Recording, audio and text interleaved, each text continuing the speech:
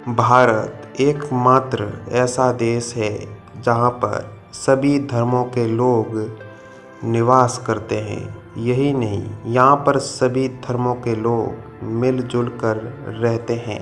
भारत में प्राचीन समय में सनातन धर्म का बोलबाला था, लेकिन बाद में लोगों के विचारों में बदलाव आया और सनातन धर्म से कई अन्य धर्म का जन्म हुआ।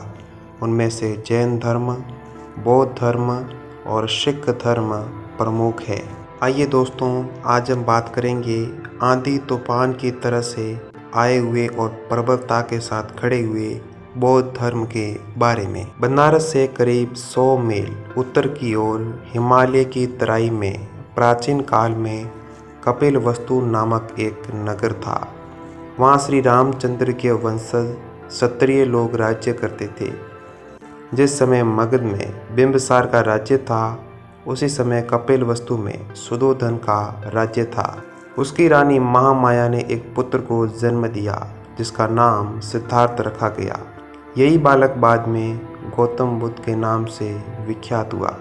बचपन से ही इस बालक को पढ़ने लिखने में बड़ी रुचि थी। वह क्षत्रियों की रीति अनुसार अस्त्र शस्त्र विद्या भी जानता था।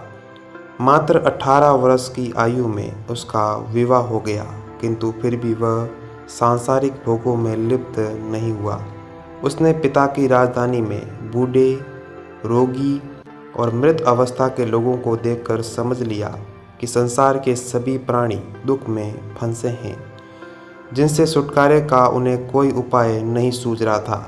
सिद्धार्थ ने दृढ़ संकल्प लिया कि वह लोगों को दुखों से मुक्त कराने का उपाय खोज निकालेंगे। 30 वर्ष की अवस्था तक वे राहुल नामक बालक के पिता बन चुके थे। एक बार सिद्धार्थ ने एक साधु को देखा। उसके शांतिमय जीवन को देखकर सिद्धार्थ के मन में वैराग्य उत्पन्न हो गया और वह एक रात सबके सो जाने पर चुपचाप राजमहल त्याग कर सन्यासियों के कपड़े में चला गया। सिद्धार्थ ने कुछ दिनों तक पटना में हिंदू पंडितों से धर्म की शिक्षा ली। तत्पश्चात गया के वन में तपस्या की, किंतु मन को संतोष नहीं मिला। एक दिन उसके मन में विचार आया कि अच्छा जीवन व्यतीत करने और सभी जीवों पर दया दिखाने से क्या मनुष्य मात्र का छुटकारा हो सकता है। वह समझ गए कि मनुष्य की इच्छा ही उसके दुखों का कारण है। जो मनुष्य दुख से बचना चाहे, उसे अपनी इच्छाओं का दमन करना चाहिए। इस भाव ने सिद्धार्थ की आंखें खोल दी। उसी दिन से उन्हें बुद्ध यानी ज्ञानी कहा जाने लगा। उन्होंने अपने नए मत की शिक्षा देनी आरंभ की। कठिन संस्कृत भाषा में लोगों को व्याख्यान न सुनाकर उन्होंने साधारण भाषा में धर्म का उपदेश दिया। लोगों ने बुद्ध की शिक्षा को बड़ी रुचि और ध्यान से सुना और कुछ ही दिनों में उसके बहुत से शिष्य बन गए। बुद्ध की यह शिक्षा थी कि ब्राह्मण अथवा शूद्र सभी को मोक्ष मिल सकता है। मनुष्य का यह जीवन उसके पूर्ण कार्यों का फल है। जीवन में सुख कम है, दुख अधिक है। इसलिए व्यक्ति को चाहिए कि वह बारंबार के जन्म बंधन से छुटकारा पाने का प्रयत्न करे और मन, वचन तथा कर्म से शुद्ध सदा बना रहे, इंद्रियों और इच्छाओं का दमन करे। बुद्ध ने काशी से शिक्षा देनी आरंभ की और फिर अपने शिष्यों को विदेशों में भी बौद्ध धर्म के प्रचार के लिए भेजा। बुद्ध की शिक्षा का लोगों पर बहुत शीघ्र प्रभाव पड़ा। मगध के राजा बिंबिसार और श्रावस्ती के प्रसेनजीत दोनों राजा बौद्ध धर्म में दीक्षित हुए। 30 वर्ष बाद बुद्ध अपने पिता की राजधानी कपिलवस्तु में आए। तब उनके वृद्ध पिता, पत्नी और पुत्र ने भी बौद्ध धर्म ग्रहण किया। बुद्ध ने उत्तरी भारत में घूम घूम कर बौद्ध मत का प्रचार किया। बुद्ध ने अपने मत के शीघ्र प्रचार और उन्नति के विचार से अपने शिष्यों का एक संघ बनाया।